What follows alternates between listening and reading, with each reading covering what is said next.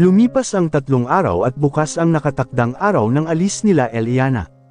Busy naman ang kuya niya at nasa kumpanya ito. Inaasikaso nito lahat ng dapat asikasuhin dahil maaga ang flight nila bukas papuntang US. Ang gagamitin nilang sasakyan ay ang private plane ng kuya niya. Sa mga lumipas na araw ay nakausap din niya ang ama ng kanyang kuya at sa tingin niya ay mabait ang Ginoo. Daddy na din ang gusto nitong itawag niya rito dahil wala itong anak na babae. Tumatawag ito at panay update sa kanila. Inaalan nito kung ano na ang nangyayari sa kanila. Sinabi din nito na huwag siyang mahiya dahil anak na din ang turing nito sa kanya. Excited na din ito na makilala ang kambal. Banibiro nga nito ang kuya niya kung kailan ba daw ito mag-aasawa. Si Beatrice naman ay inaasikaso din muna ang mga kakailanganin at ang mga bilin niya para rito sa hospital. Si Doc Franco muna ang pansamantalang mamamahala nito pero nakasubaybay pa din si Beatrice kung nasa US na sila. Habang siya naman ay kasalukuyan na nasa kwarto ng kambal at sinasamahan niya ang mga ito. Kinakausap niya at kinikwentuhan. May kasama din siya nurse para mga alalay sa kanya at sa kambal. Hindi na din nakadalaw pang muli ang mga magulang ni Marco sa kanila. Si Manolo lang ang nakadalaw kahapon sa kanila. Busy daw ang mga ito dahil pumunta sa out-of-town business meeting ang mag-aasawa. Ang daddy kasi nila Marco ang dumalo sa meeting kasi hindi pa kaya ni Marco pamahalaan uli ang kumpanya. Si Marco naman ay kasalukuyan na nasa bahay nila Natasha. Nasa sala sila ni Natasha at nanonood ng palabas sa TV. Maya-maya ay dumating ang ama ni Natasha. Bumati sila rito. "Good afternoon po," saad niya. Lumapit naman si Natasha sa ama at humulik sa pisngi. "Hiha at iho na pag-usapan niyo na ba kung kailan ang kasal? Kailangan ninyong may kasal sa lalong madaling panahon. Pagkatapos manganak ni Natasha ay itatakda na ang kasal ninyo. Madami akong bisita na inimbitahan lalo na mga business partners ko," saad ni Ginoo. Sumagot naman si Natasha, "Opo, Dad. Pag-uusapan na po namin ni Marco. Actually may nakausap na po ako na wedding planner. Kaya huwag na kayong mag-alala, Dad. Matutuloy po ang kasal," may pinalidad na saad naman kay Natasha sa ama. Tumanggaw naman ang ama bilang pagsang-ayon at nagpaalam na, "Sige, aakyat muna ako sa itaas at may kukunin lang akong papers para sa meeting ko later," saad ng Ginoo. Maya-maya pagkaalis ng Ginoo ay nagsalita si Natasha. "Love, nakita mo na ba yung annulment papers ninyo ni Eliana?" Sabi niya pinirmahan na daw niya iyon. "Hanapin mo sa drawer mo sa kwarto mo kung saan mo yun inilagay and process muna yung mga papers para makapag-set na tayo ng date ng kasal dahil atat na si Daddy. Tandaan mo ayaw kong mapahiya ulit dahil hindi matuloy ang kasal natin," mahabang saad ni Natasha. "Yes, love. Uuwi ako later para tignan iyon. Ipapaasikaso ko later sa abogado," saad naman ni Marco. Nakampant naman si Natasha sa sagot ni Marco. Kinabukasan maagang nagising si Eliana para mag-ayos dahil ngayon ang alis nila. Hinanda na din ni Beatrice ang mga bata. May kasama silang isa pang doktor para sa mga bata at 2 nurse para sa kanila ng mga bata. Ilang sandali ay bumukas ang pintuan ng silid. Ang kuya niya ang pumasok. "Ellie, are you ready?" tanong nito. "Yes, kuya, I'm ready." Yung mga bata okay na ba sila? Si Beatrice yung nag-asikaso sa kanila. Saad ni Eliana, "Oo, pinuntahan ko sila bago ako pumunta dito." Saad naman ni Alexander, "Okay po," maikling sagot niya. "Come on, akin na yang dala mo. Naghihintay na ang sasakyan natin na maghahatid papunta sa airport. Yung twins is sa ambulance isasakay para masigurado ang kaligtasan nila. Huwag kang mag-aalala magiging maayos din ang lahat at magsisimula tayo ng panibagong buhay kasama ang mga anak mo," saad ni Alexander sabay yakap sa kapatid. "Thank you for everything, kuya. Pangako magiging better na ako para sa sarili ko at para sa mga anak ko," saad ni Eliana. Lumabas na sila ng kwarto at tinungo na ang sasakyan nila. Aalis muna siya sa bansang ito at hihiluman ang puso niyang nawasak. Ipinangako niya sa sarili na sa pagbabalik niya ay ibang Eliana na makikilala nila. Hindi na yung Eliana na mahina at martyr. Gagawin niya ang lahat para maging mabuting ama at ina sa mga anak niya. Pagkarating nila sa airport ay tumawag ang mga magulang ni Marco at nagpaalam sa kanila ng mga bata. Madami silang napag-usapan hanggang natapos ang kanilang pag-uusap dahil oras na ng lipad nila. Kasabay ng paglipad ng sinasakyan nila ay yun din ang oras na mangganganak na si Natasha.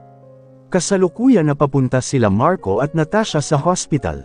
Panay sigaw na ni Natasha dahil sa sakit. Love, Marco, ang sakit, sigaw nito. Love, malapit na tayo. Hold on. Sad naman niya habang panay haplos sa tiyan ni Natasha. Pagkadating nila sa hospital ay agad na dinala sa emergency room si Natasha. Habang naiwan naman siya sa labas. Hindi niya alam ang mararamdaman. Halo-halo na ang naramdaman niya. Tinawagan niya ang mga magulang pati ang ama ni Natasha upang ipaalam na kasalukuyan nasa emergency room si Natasha at mangganganak na. Napaisip naman siya na hindi niya ito nakarasan noong manganak si Eliana. Nanlulumo siya at nakaramdaman ng kirot sa puso sa isiping isinilang ang mga anak nila na wala siya at hindi niya nakita ang mga ito. Ilang minuto lang ay dumating na ang mga magulang niya at ang ama ni Natasha. Humahanggos ang mga ito, "Where's my daughter? How is she?" Tanong ng ama ni Natasha. "She's currently in labor. Hinihintay ko din ang doktor na lumabas kung kamusta na sila," saad ni Marco. Pagkaraan ng ilang oras ay sa wakas bumukas ang pinto ng emergency room. Lumabas ang doktor at nurse. "How is she and the baby?" "Doc," tanong ni Marco agad sa doktor. "Congratulations, Daddy. They are fine. Nothing to worry, Mister. Healthy ang baby boy ninyo." Medyo nahirapan lang ilabas ni Ma'am noong una pero kinaya niya. Any minute kapag natapos na linisan sila ay ililipat na sila sa private room. "Pwede doon ninyo na hintayin ang pasyente," saad ng doktor at nagpaalam na.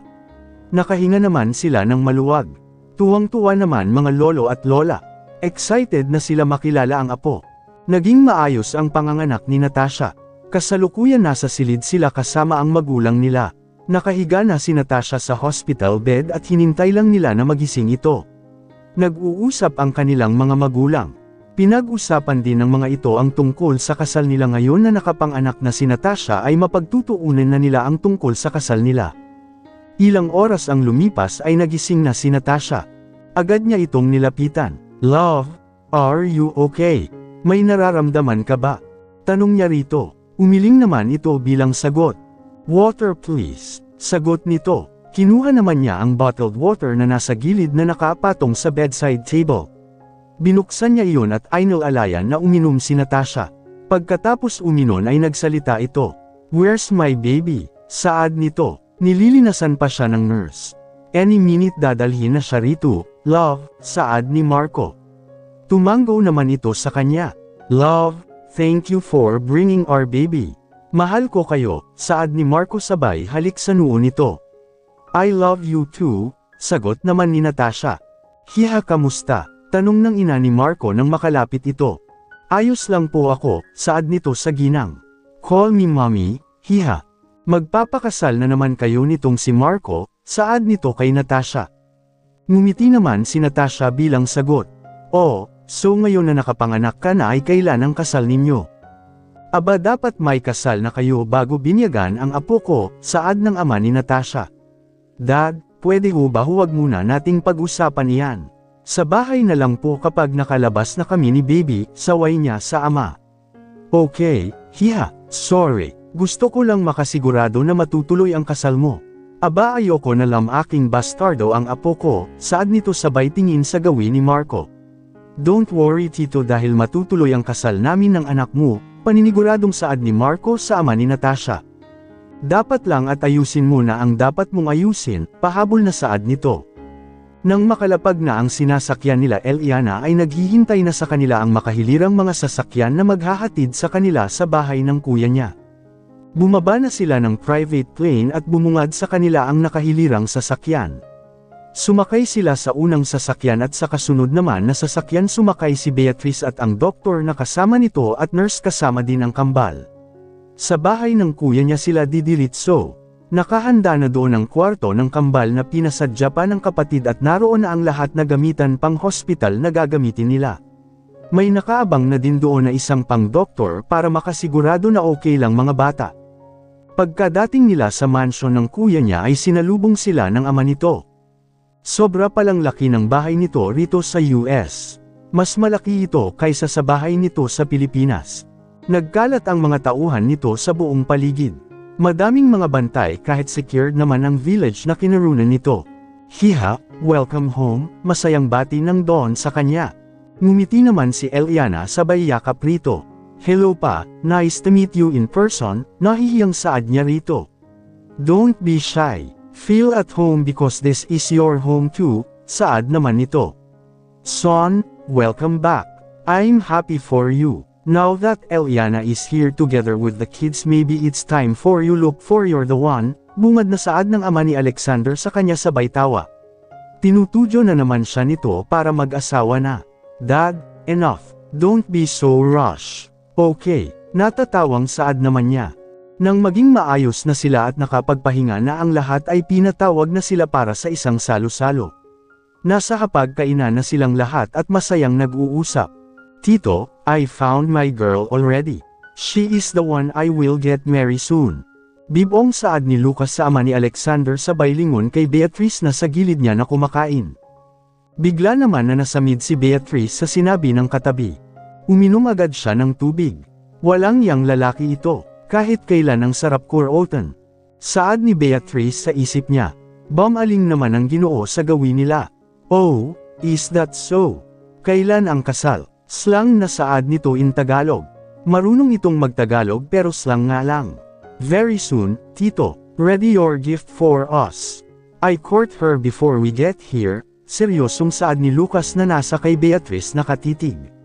Kinikilig naman ang nasa hapag sa dalawa, lalo na nang inaasikaso ni Lucas ng mabuti si Beatrice.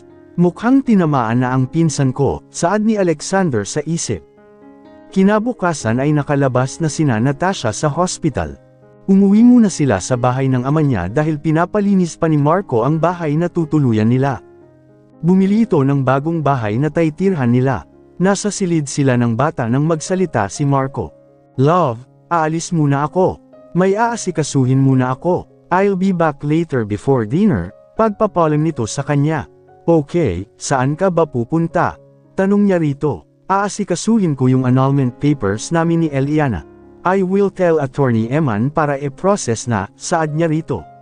Tumanggo naman si Natasha bilang sagot at niyakap siya. Thank you, love.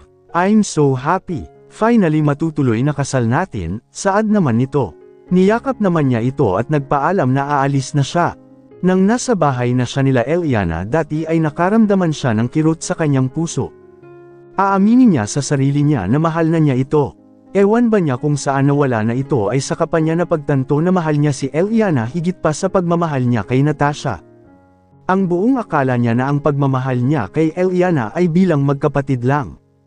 Hindi niya lubos na akalain ay unti-unti na palang napapalitan ni Eliana si Natasha sa puso niya. Kaya sobrang siyang nagsisisi sa nagawa niya rito. Namimimiss na din niya ang mga anak nila.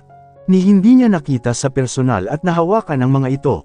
Sobrang sakit para sa kanya. Lalo na kapag kinakarga niya ang anak niya kay Natasha ay naiisip niya ang mga anak nila ni Eliana. Na sana ay nakakarga niya din ang mga ito. Hinihiling niya na sana ay makita niya at makasama ang mga ito sa tamang panahon at sana mapatawad din siya ng mga bata lalo na si Eliana sa nagawa niya. Nasa harap na siya ng drawer niya kung saan niya nilagay ang annulment papers nila. Binuksan niya iyon at tumambad sa kanya ang singsing na wedding ring nila Eliana. Nakapatong ito kasama ng isang sobra sa annulment papers nila. Kinuha niya iyon kasama ang sobra. Binuksan niya ang sobra at sulat pala iyon para sa kanya galing kay Eliana. Nang mabasa niya iyon ay napahagulhol siya sa iyak. I'm sorry Eliana, I'm sorry, saad niya habang umiiyak. Sana dumating ang panahon na mapatawad mo ako at ng mga bata. Aaminin ko na napakalaki kong gago. Sana kapag dumating ang panahon na leon at sana matanggap ako ng mga bata. Pangako aayusin ko ang sarili ko, saad niya sa kawalan. Ilang oras ang ginugol niya sa pag-iyak. Tinawagan niya ang attorney at nagkita sila para iabot na niya rito ang annulment papers. Pagkaabot niya rito ay agad na umalis ang attorney para gawin na ang dapat gawin. Lumipas ang ilang 3 buwan ay nakasal na sila Marco at Natasha. Madali lang napawalang bisa ang kasal nila Eliana sa tulong ng connection mayroon ang ama ni Natasha. Naging magarbo ang kasal nila sa simbahan at madaming mga bigating tao ang dumalo pero hindi dumalo ang kuya niya. Alam naman niya na galit pa din sa kanya ang kapatid dahil sa nangyari. Naiintindihan naman niya ito. Sa mga lumipas din na buwan ay tuluyan ang naging maayos ang lagay ng kambal. Hindi na ito kailangan na isilid sa incubator. Masayang masaya si Eliana dahil nahahawakan at nakakarga na niya ang mga anak. Ang dating tahimik na bahay ng kuya niya ang naging masaya dahil sa mga bata.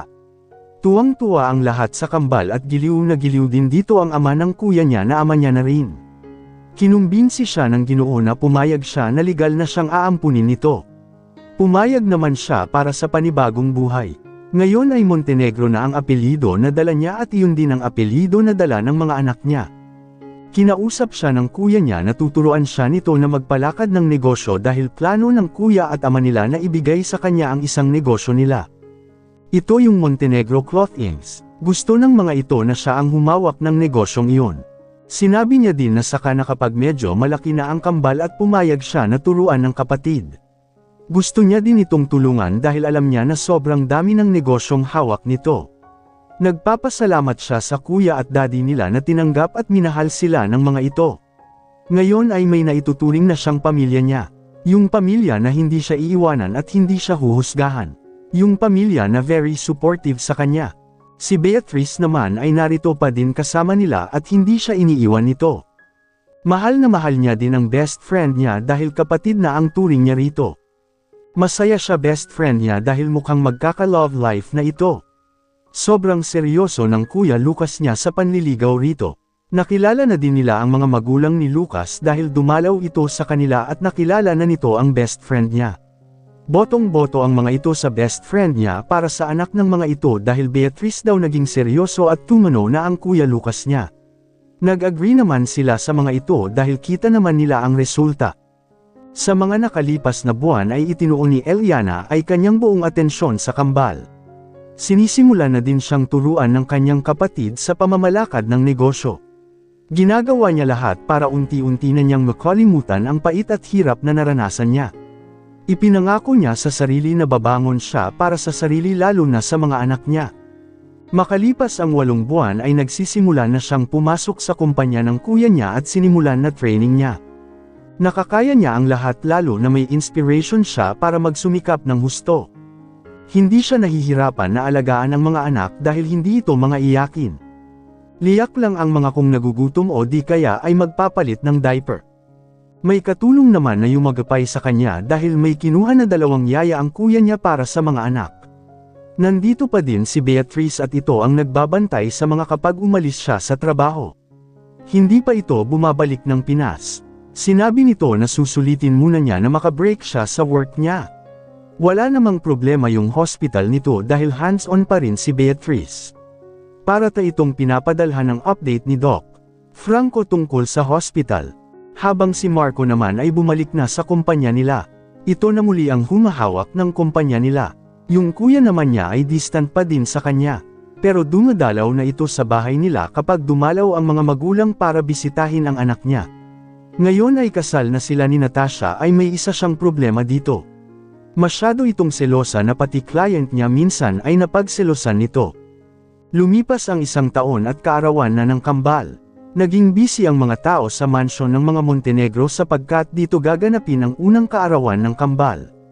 Invited lahat ng kaanak at business partners ng pamilya Montenegro. Ang daddy nila Alexander at Eliana ang nagbigay ng napakagarbo na party para sa mga bata. All set na ang lahat para sa birthday party mamaya. Bumababa si Eliana para silipin ang nangyayari sa baba. Namangha siya kung gaano kakaganda ang design sa naturang party. Nasa silid siya ng mga bata at banibihisan niya ang mga ito. Hello, princess. Ang ganda naman ng baby na yan. Mana talaga kay mommy. Pati na rin po ikaw kuya prince ko ang pogi mo.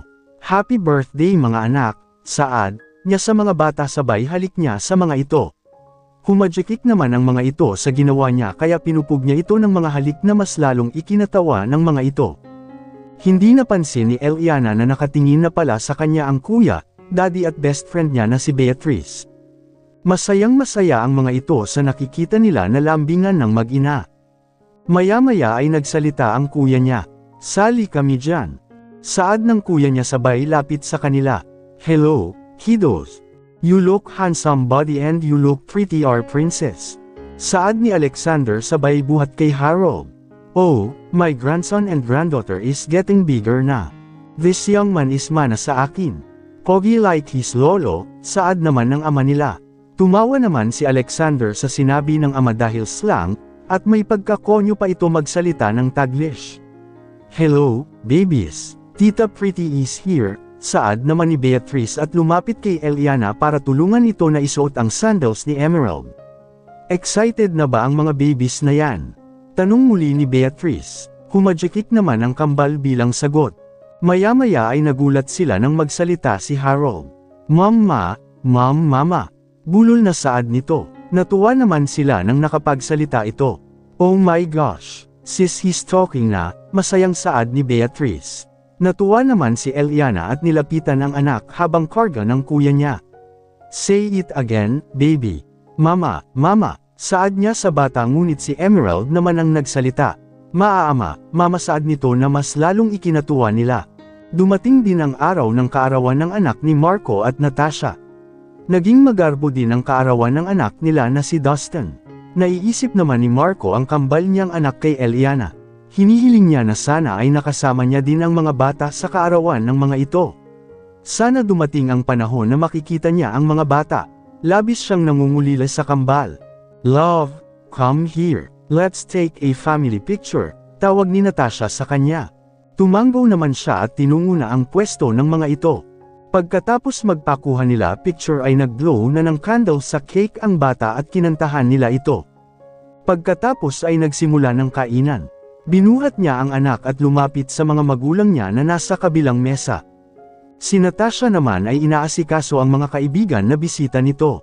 Apo, kamta mamita, saad ng ina niya at kinuha ang bata. Umupo naman siya sa tabi ng ama katapat ang kuya niya. Maya-maya ay nagsalita ang kuya Manolo niya. Kasama din nito ang fiancé nito. Dad, nagpadala na ba si Eliana ng video ng kambal? Gusto kong makita yung mga pamangkin ko noong birthday celebration nila. Saad ng kuya niya. Sa narinig ay agad siyang napatingin sa gawin ng kuya niya. Nakaramdam siya ng pananibik. Yes, son, nasa phone ng mami mo. Han, where's your phone? Ipapakita ko sa mga anak natin ang video ng kambal, saad ng Ginoo. Nandyan sa bag ko, Han, sagot ng ginang habang nilalaro ang apo. Agad naman na kinuha ng Ginoo at cellphone ng ginang. Binuksan niya iyo at ipinakita sa mga anak ang video. Marco Manolo, umusag kayo palapit sa akin, saad ng Ginoo at umusag naman ang dalawa. Pinundot na ng Ginoo ang play button. Pagka-play ng video sa kaganapan sa birthday celebration ng kambal ay nakatutok ang buong atensyon ni Marco sa video. Ang laki na ng mga anak niya.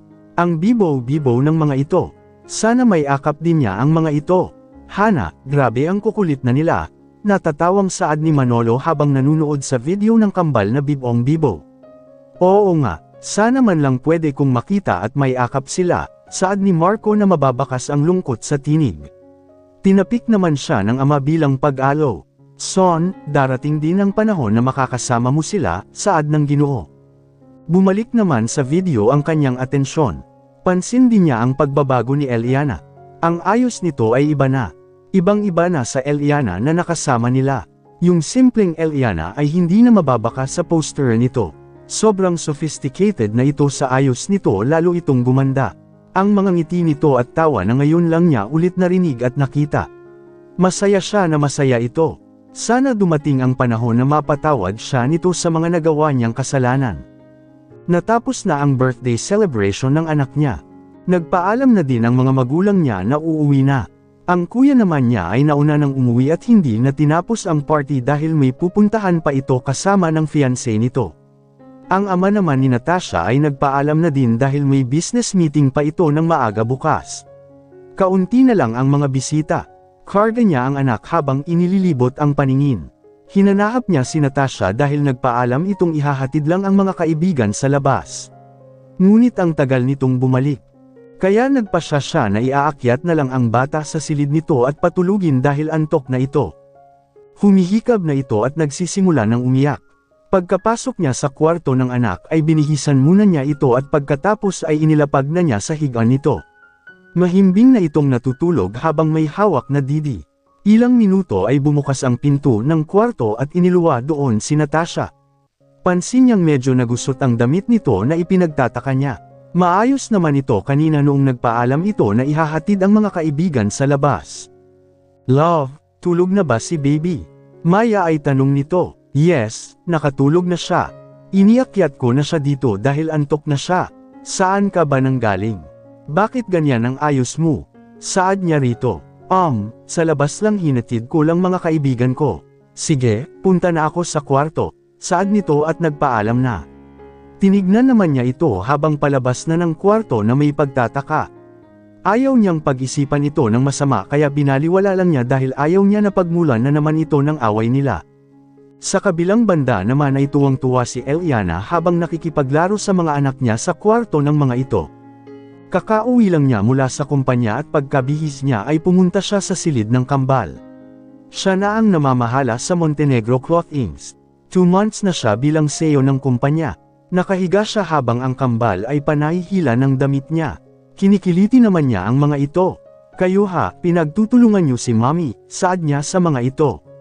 Bumagon siya at pinanggigilan ng mga ito at pinupog ng halik.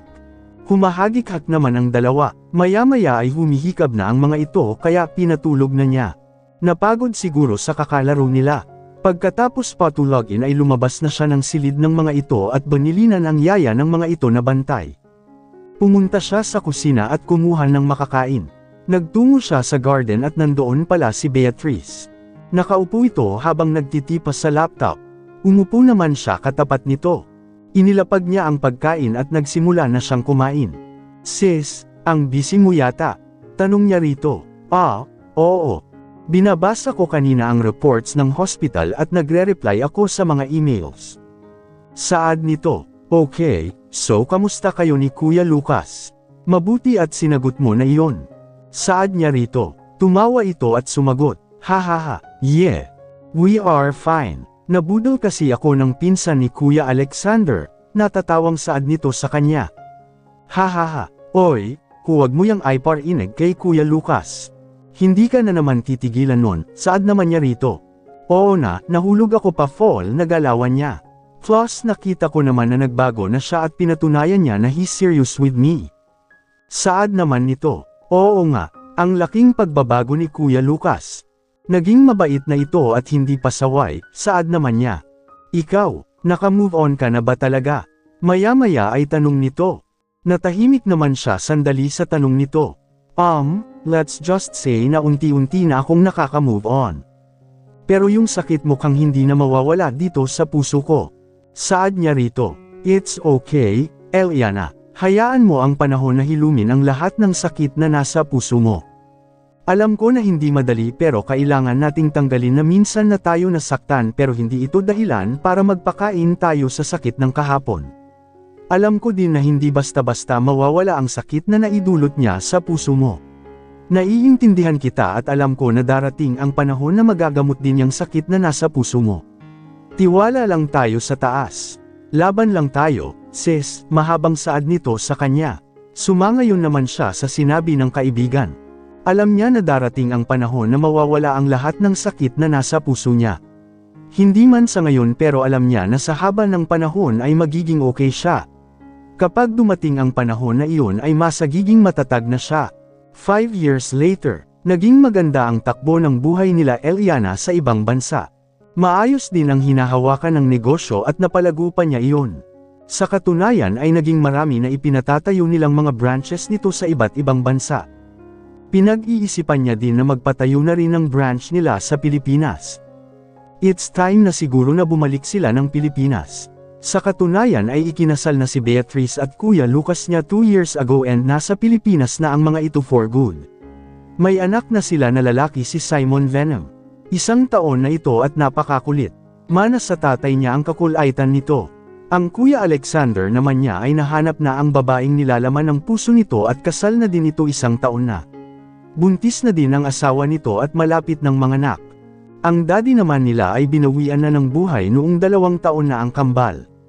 Inilihim pala nito sa kanila ang sakit nito dahil ayaw niyang mag-alala kami.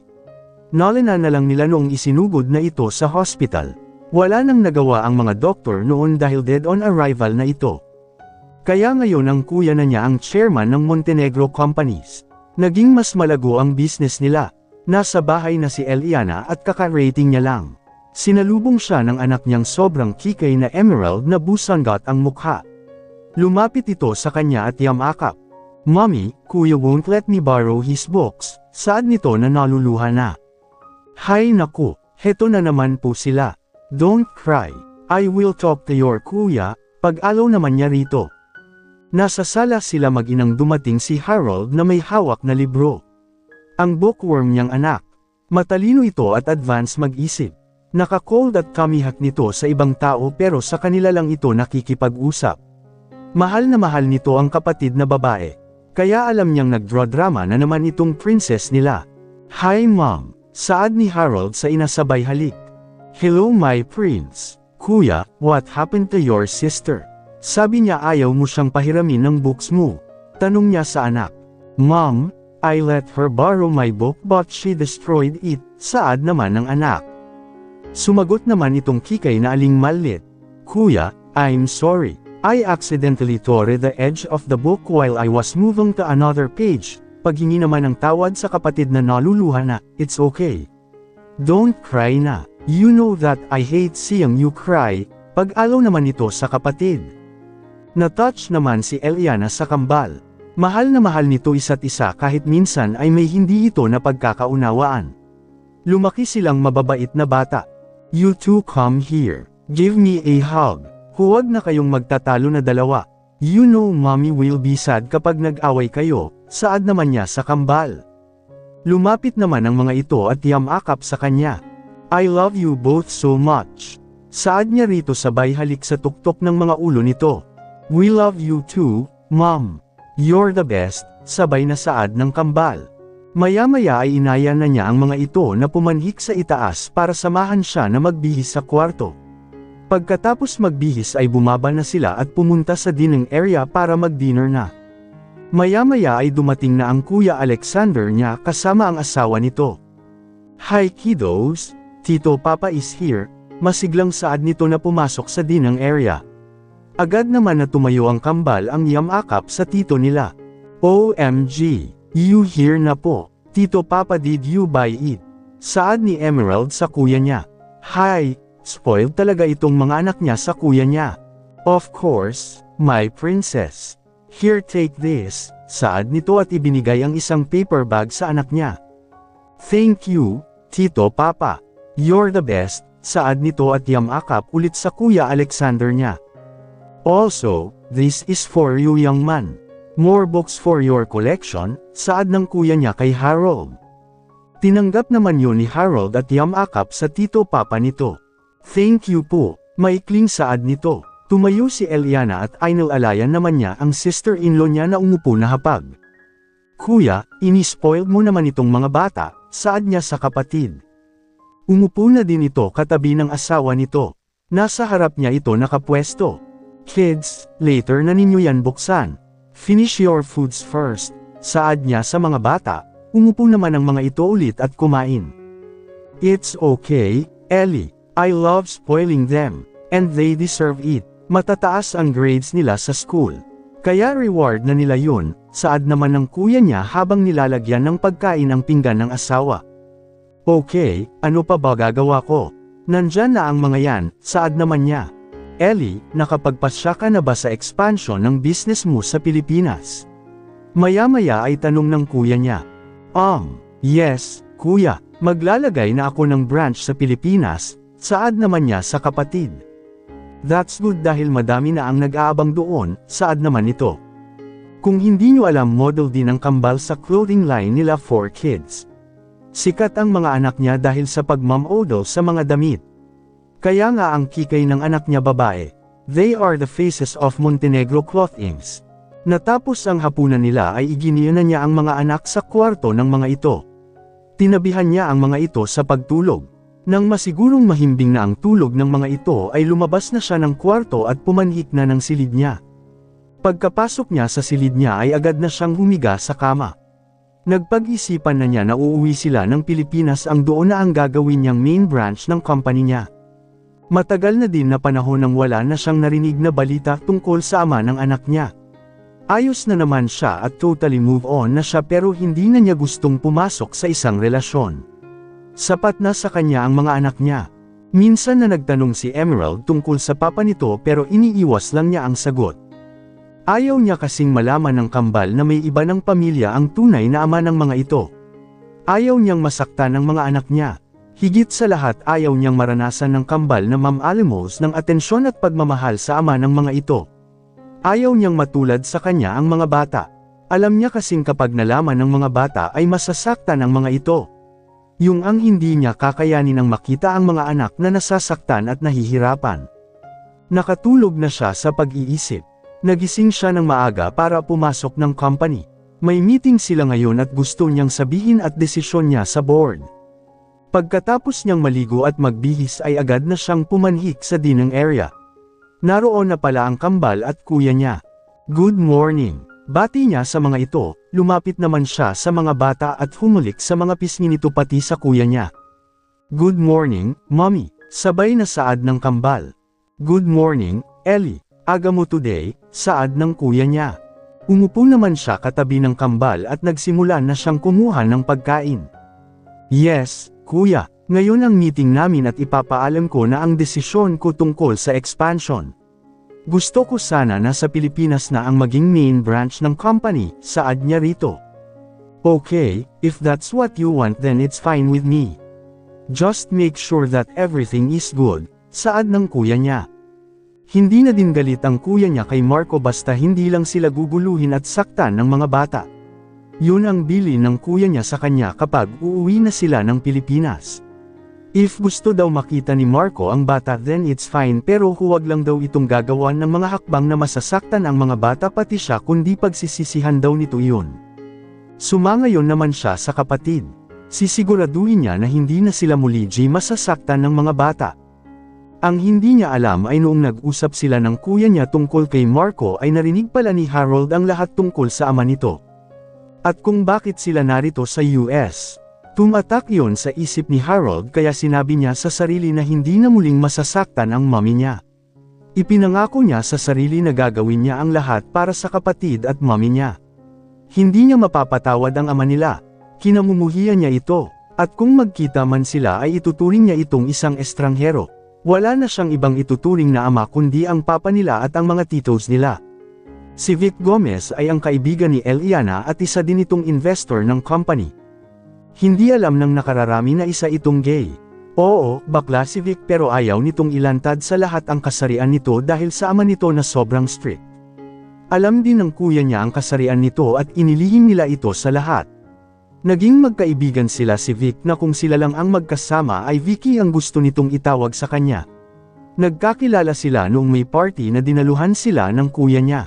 Naging malapit sila sa isa't isa at na-meet na din ito ni Beatrice. Si Vic ang isa sa tumatayong ama ng kambal. Okay naman ito kay Vic dahil mahal niya ang kambal at itinuturing niya na mga tunay na anak. May mga usap-usapan na magkarelasyon daw sila pero hindi nila ito kinumpirma dahil alam naman nila na malabo talaga. Hindi sila talo dahil may boyfriend na din ito. Wala si Vic ngayon dahil pinuntahan nito ang kasintahan nito. Araw-araw silang magkasama nito dahil ito din minsan ang nagdi-design ng mga damit na ilalabas nila. Ito din ang sama-sama sa kambal akaping busy siya at may photoshoot ang kambal. Kaya laking pasasalamat niya sa kaibigan sa mga tulong nito. Pumanhik na sila sa itaas para makapag-ayos ng sarili bago matulog. Pumasok na siya sa silid niya ganoon din si Dustin. Pagkapasok niya sa loob ng kwarto niya ay bumungad sa kanya ang malaking portrait nila Eliana at ng kambal. Ang picture na iyon ay noong first birthday ng mga bata. Hiningi niya ang copy ng litrato ang ipinaportrait niya iyon. Tumingin siya sa litrato ng ito na may halo ng pangungulila. Sana dumating ang araw na makita at may akap niya ang mga ito. Sana mapatawad niyo ako, maghihintay ako sa pagbabalik niyo. Pangako yan, please come back, saad niya bago pumasok sa banyo. Nang matapos mag-ayos ay humiga na siya sa kama niya. Akmang ipipikit na niya ang mga mata ay may kumatok sa pinto ng kwarto niya. Bukas yan. Pasok. Saad niya. Pumasok doon ang anak niya. Nadala ang uban nito. Alam na niya na hindi ito makatulog. Dad, can I sleep here with you? Tanong nito nang makalapit. Sure son. Come. Saad niya at samampa na ito ng kama. Tumabi ito sa kanya at yamakap. Maya-maya ay nagtanong ito. Dad, kailan sila babalik? Tanong nito sa kanya. Tinignan naman niya ang anak at nakatingin pala ito sa portrait nila Eliana. Soon, babalik sila anak at ipakikilala kita sa mga kapatid mo, saad naman niya. Sana bumalik na po sila para di ka nasad, saad naman ng anak niya. Niyakap naman niya ang anak niya at hinaplos ang buhok nito. Maya-maya nakatulog na ito. Sana nga bumalik na ang mag-ina niya. Gusto niyang humingi ng tawad at bernawi sa lahat ng pagkukulang niya sa mga ito. Napaisip niya na paano kung mayroon ng ibang lalaki na nagpapasaya kay Eliana. Sa naiisip ay may kirot siyang naramdaman sa puso niya. Hindi niya siguro kakayanin na makitang may kasama itong iba. Nakatulugan na niya ang pag-iisip.